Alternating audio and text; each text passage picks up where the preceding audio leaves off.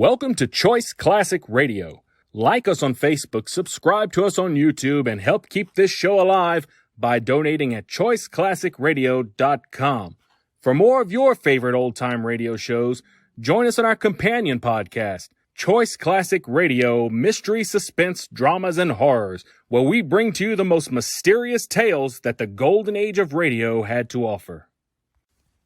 And now, with over 200 episodes made, originally airing on NBC Radio Network from 1944 to 1950, we bring to you Boston Blackie.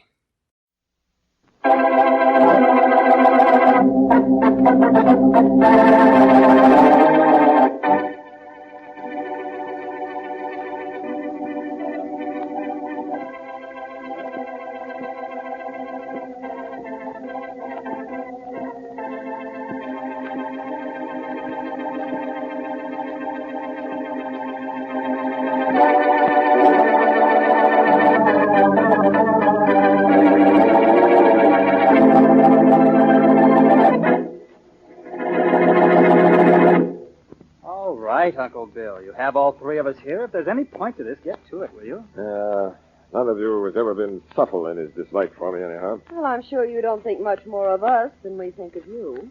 We understand each other perfectly, don't we? I think we do. Look, Uncle Bill, if you have anything to say to us, say it, will you? I have a date. I apparently have a date, too, with someone who wants to kill me.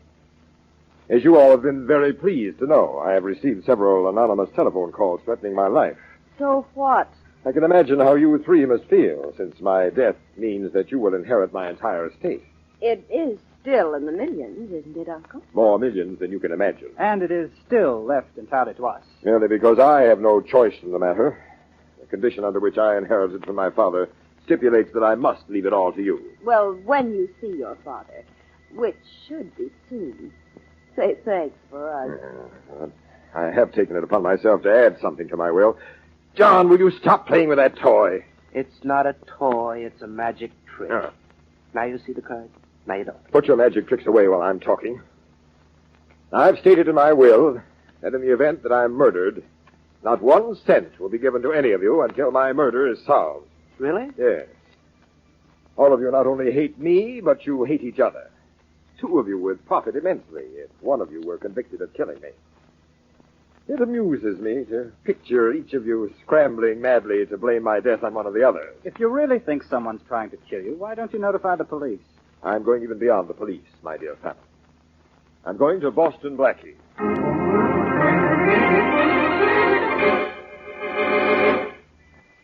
And now meet Richard Colmer as Boston Blackie, enemy to those who make him an enemy, friend to those who have no friend.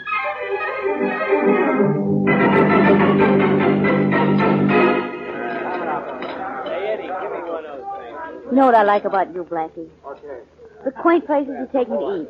Like this. Well, you know what I like about you. Nope. Me. Oh. Pardon me, but there is a telephone call for you, Mr. Blackie. Thanks. One thing I don't like about you, you always want it on the phone. Excuse me. I'll just be a moment. Be back in time for dessert, will you? I'll be back for soup. Excuse me, dear. Right over in your boots, sir. Right there. Thank you. Hello? Mr. Boston Blackie, Yeah? I'm William Blaine. Yes? I've received several telephone calls in the past week threatening my life. So? So I'm hiring you to protect me. Oh, that's very nice of you, but I'm not interested. You don't seem to know who I am. Sure I do. You're William Blaine. Well, I expect you to accept the job. Oh, you do? I'm not accustomed to being refused. Well, let's say I'm breaking you in. I insist that you take the job. If you want protection, call the police. You'll become my bodyguard for the next few days, or I'll ruin you, Blackie. I don't ruin easily, Blaine. And besides, I have a job entertaining a lovely lady at lunch. Goodbye. Now, you listen.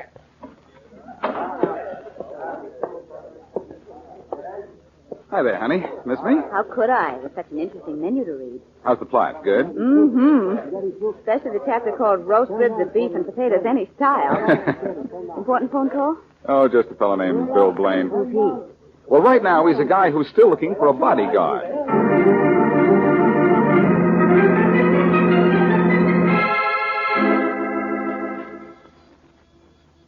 All right, Blackie, just a minute. Hi, Miss Wesley. I gotta see Blackie. Oh, come in, Shorty. Oh, gee, thanks. Where's Blackie? I gotta see him, but kind Well, he'll be here in a minute. Sit down. Oh, gee, thanks. Anything the matter? Oh, plenty. Oh, he should be here any minute. Oh, gee, Miss Wesley, you sure are a beautiful dame. Oh, Shorty, you're wonderful. Oh, gosh, Miss Wesley, you think so? I most certainly do. Oh, here's Blackie now. Gee, I hope so, because I ain't got a minute to lose. Hi, honey. All set to... Thank you. Shorty put into words what you seem to be saying last whistle. Shorty, do I have a rival? Hiya, boss. Boss, look, I got troubles. I can fix them up between now and dinner time? I know, boss. It's pretty bad. Oh, will it still be bad tomorrow morning? It'll be worse. All right, let's have it. Boss, look, you remember the rap that you got me out of 6 years ago? That's dead, Shortman. But that's it. It ain't dead enough. Sam Daniels all of a sudden's going to send me up for those forged checks. You fixed it with him way back when I did it. He promised he wouldn't do nothing to me if I went straight. How do you know Daniels is going to prosecute? He called me up and told me so. Well, don't worry about it, short one. I'll go out and have a talk with Daniels. I'll be back, Mary. What comes first with you, Blackie? Business or pleasure? If this means what I think it does, honey, this business is going to be a pleasure.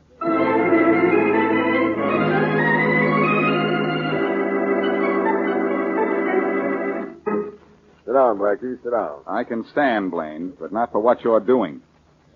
I just left Sam Daniels. How did you find out he could send Shorty to jail for forgery? And a man has unlimited funds. He can find out a great many things. All right. What's the deal? I want you to accept the job I offered you on the telephone this noon. Or what? Or your friend Shorty goes to jail. What do I have to do?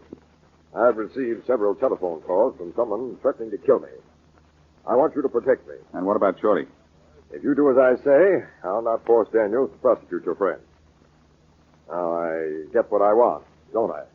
You're getting the wrong man for a bodyguard, Mr. Blaine, because, frankly, I'd just as soon see you dead. Well, then you and my family should get along famously here. They feel the same way. Oh, I'm to move in? I expect to occupy your full time. Uh-huh. Wait till Mary hears about this. I'll call my family to come down. I'd like you to meet them. You're the boss. But introduce me as, John Jones, if you don't mind. I don't mind. Oh, excuse me. Oh? You're going to kill tonight. Hello. Hello. Was that another threat on your life? Yes, obviously the last one. The voice just said you're going to be killed tonight. I seem to have arrived just in time for the fun. Did you recognize the voice? No, it was disguised. Oh, that's fine. It wasn't one of your family, was it? That's impossible. They're here in the house. We have only one outside line. Better call them down so we can be sure. Well, I'm here. Oh, Martha. Now, this is John Jones, my bodyguard. Mr. Jones, this is my niece, Martha. Well, how do you do? How are you? Jones? Tell your brothers to come here at once. Bodyguard, huh? Oh, this should be very amusing. Robert, John. I am. John's upstairs, I think. Oh, John! Yeah? Come on down for a laugh. Uncle Bill's gone and bought himself a bodyguard. Coming. Pleasant family you have, Mr. Blaine. Yes, don't I? This is Robert, my nephew. Robert, Mr. John Jones. How do you do, Mr. Jones? How do you do? Hope you're getting a high fee, Mr. Jones, because you might have to earn it. Hey, let's see this bodyguard. Is he tough? Well, he's handsome. And Mr. Jones, you've now met my entire family. This is John. John, Mr. Jones. Oh, how are you, Mr. Jones? Hello? I think you better guard Uncle Bill from us, too. We don't love him. Or has he told you? If he hasn't, I know it by now. Your uncle just received another of those telephone calls. Your being here is the only thing that keeps me from thinking one of you made the call just now. But I think we should call the police. So do I. It'll mean nothing but nasty publicity. I don't think the police are necessary. I do. I say let's get a lot of them and make absolutely sure. Well, I know the police commissioner. He'll send us all the policemen we want. Well, Mr. Blaine, at least 2/3 of your family show concern for your life. Don't let them fool you, Mr. Jones. They don't want me to live. They're daring me to.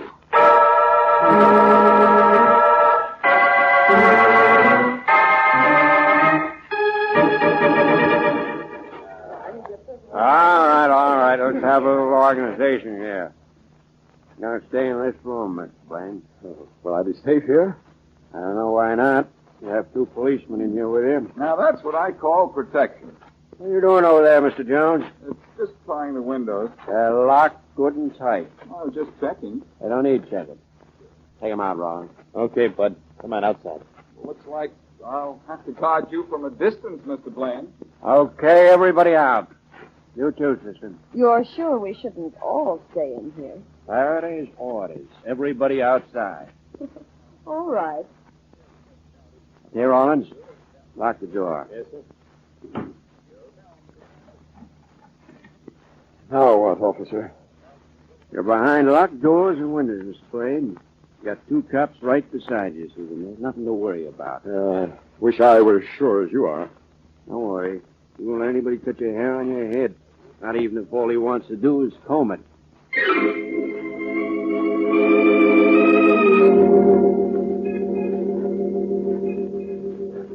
Why don't you go to sleep, Mr. Blaine? How can I do anything when I feel like an animal in a cage?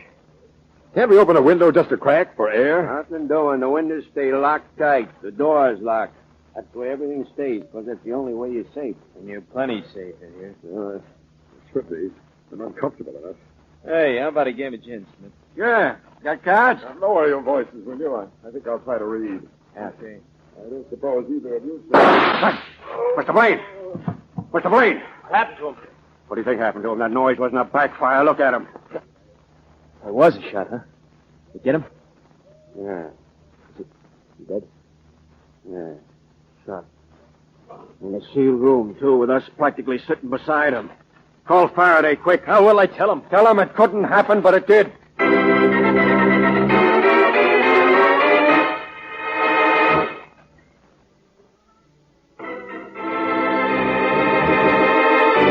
Now, back to our story.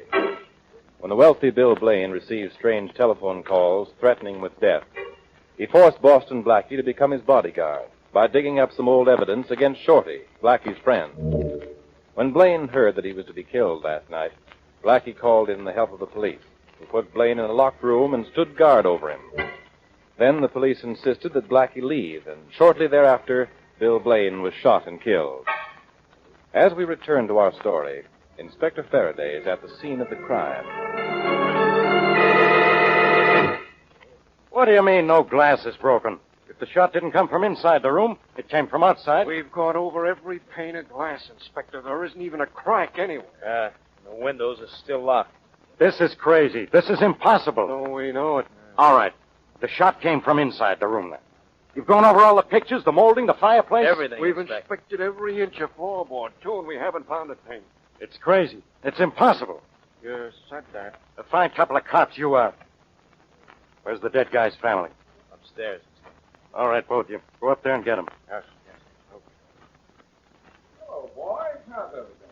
Not so good, is it? Who's that out there? Who's that in there? Blackie.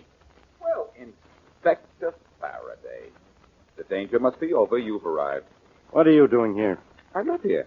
Live here? Sure, I'm Bill Blaine's bodyguard. Well, get over there and guard the body. Say, he looks a little bit dead. He's been dead for 45 minutes. Then I don't suppose he'll recover. Who shot him? One of your men? I not only don't know who shot him, I don't even know how he was shot. Don't know how. Nothing inside this room fired a bullet. And there's not a pane of glass broken in any of the windows, which were locked. What? Where were you 45 minutes ago? Well, that's hard to say. I didn't look at my watch. Where have you been? Sorry, pal. That's a secret. Well, as long as you keep your secret, I'll keep you. Come on, Blackie. Oh, Inspector, put away that gun. I will, after I put you where you belong, in jail. Now, you know I didn't kill this guy. I don't say you did, but you're plenty mixed up in this. You live here in this house. You're this guy's bodyguard, and yet you aren't guarding him. And on top of it all, you disappear when the guy gets killed. And you won't tell me where you were. I can't. Well, I'm holding you as a material witness. I won't be very good material. And besides, I know how Blaine was killed. Put away that gun, and I'll show you. I'll hold the gun, and you'll still show me. All right. Okay. Now, do you mind if I open one of the windows? Why? To show you how it was done. Go ahead. Thanks, Inspector. No tricks now. And make it snappy. I don't have all day. I'll have to climb out on the flagstone walk. That's where the killer stood. Blackie, if this is What are you worrying about? You've got a gun on me. And I can shoot straight, too. Okay. I'm all set. Now, how was it done? Now, I'm the killer. Yeah? Now, come over here and put your arm across the windowsill. Okay. But no tricks. I've got my gun right in your face. You wouldn't shoot a pal, would you? A pal, no. Come on. How was it done? Well, like this. The killer stood here. Yeah, wise guy. The window wasn't open. It was closed. Oh, that's right. I forgot. Then maybe I'd better close it. Blackie, you're breaking my arm. And you're breaking my heart. Drop that gun, Faraday. Drop it. Thanks, pal. Blackie, I'll throw the book at you for this. Well, make it a good book, will you, Inspector? Because while you're trying to catch up with me, I'd like to catch up on my reading.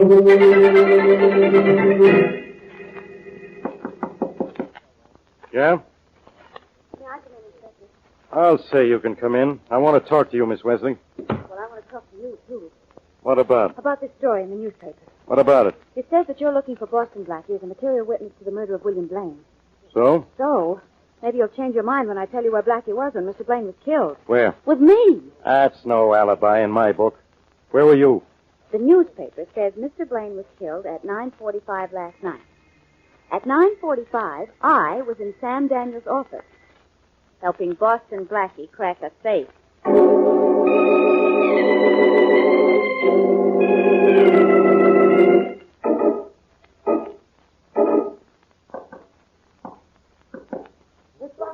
Blackie, it's me, Shorty. Come here, will you? Okay, kid. I raided your icebox, Shorty. Hope you don't mind. Nah, boss, you can have anything I got. You know that. Did you get the information I wanted on Blaine's family? Yeah, sure. Here it is, boss. All writ down nice and neat. But, boss, Mary's in jail. What? Yeah, Faraday checked Daniels when she said that you and her robbed the safe last night at 9:45. Daniels said it wasn't robbed. So Faraday's holding Mary. Gee, that's worked fast. What dope have you got on the Blaine family? Just the usual stuff. None of them amounted to much except that Robert Blaine. He got rich. It's all writ down there. You read it okay? Well, let's see. John worked in a drugstore, a shoe store, but never for long. I got a lot of dope on this Robert. Yeah, I can see that. Member of the stock exchange, on the board of directors of the local Red Cross, president of the Margot Country Club. He does all right. And what about Martha, the sister? She's just a dame, boss. You know. She worked 3 different times. Took a long time to each job, too. First as a secretary, then for the telephone company, then as a buyer in a department store. Married twice, too. That's right, yeah. Could be that this is going to be very helpful, Shorty. Oh, gee, swell. I'm glad. And now, here's something for you. Gee, boss, these are the checks I forged on Mr. Daniels. That's right. They're yours now. You mean he give them to you? Mary and I took them last night. But Daniels wouldn't tell Faraday that. Well, I've got to go, Shorty. Where to, boss? To the Blaine house. That's the first step in getting Mary out of jail and putting a murderer in.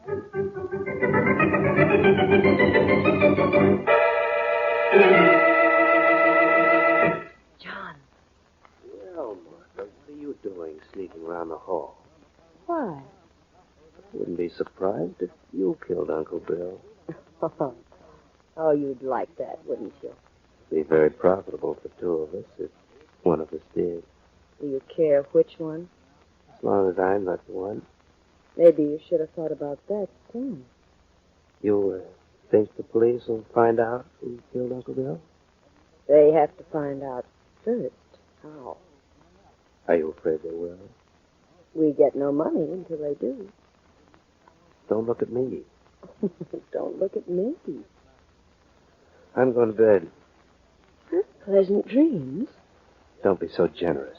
I should be rich enough to be very generous, too. Not if I can help it, sister, dear. What dumb jerk turned out the lights? This dumb jerk. Who's there? The dumb jerk who turned out the lights. Wait, I'll turn them on again. Joe. Mm-hmm. What are you doing in my room? Looking for a clue. To what? Your uncle's murder? Well, you won't find it here. No, not now, because I already have. Look, I didn't do it. I didn't say you did. What have you found in here? Evidence Of what?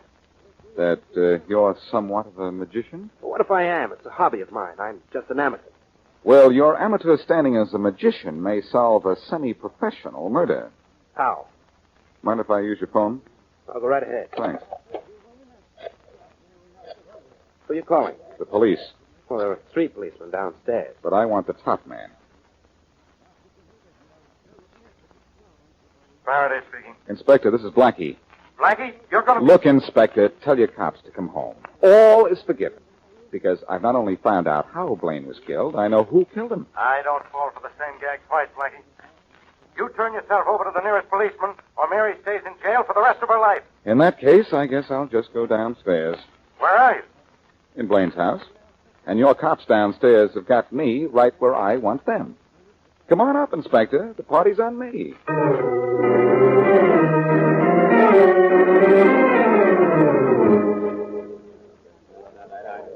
All right, Blackie.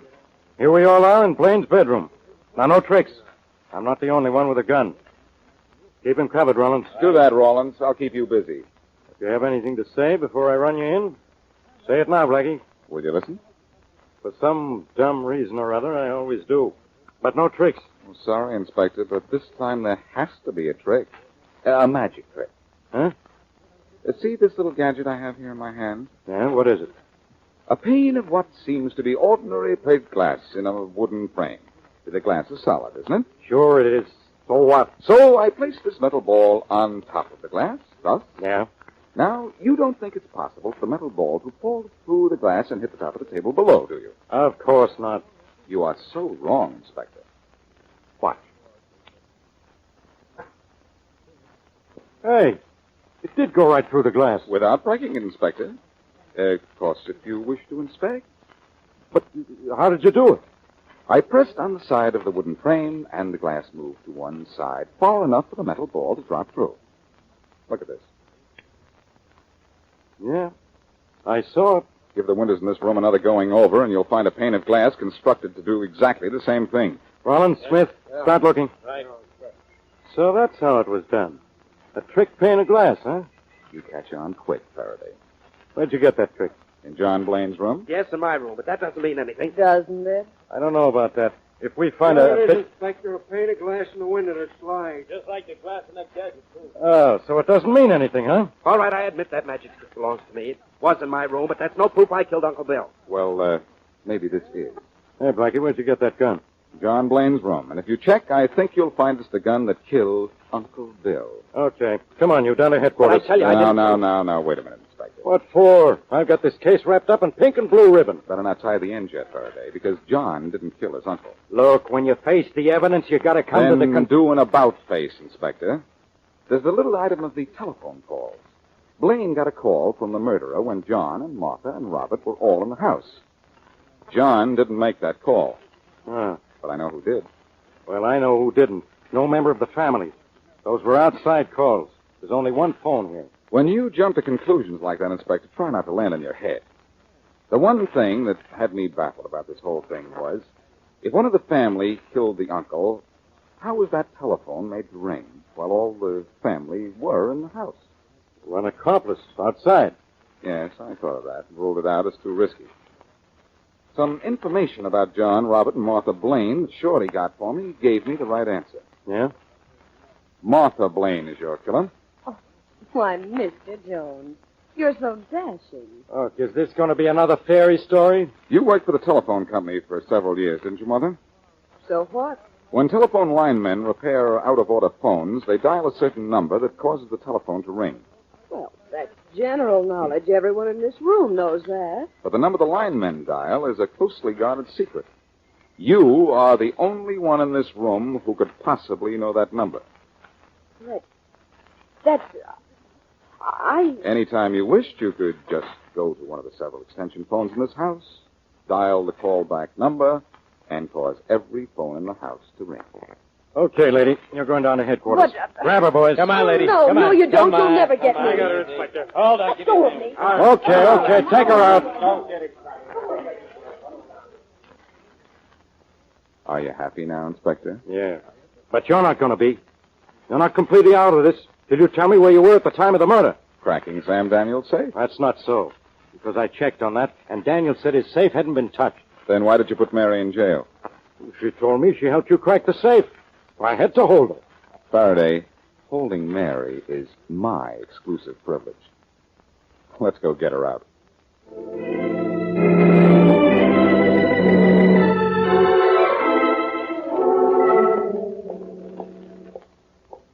Hiya, Jailbird. Blackie. Oh, Blackie, are you all right? Sure. And now I'm letting you out. Where did you get those keys? From Faraday. But how? Don't worry, honey. He gave them to me. Honestly? Cross my heart. Well, cross the threshold, will you? Aren't you coming out? No. You're coming in. But why? Come on. All right. Here I am.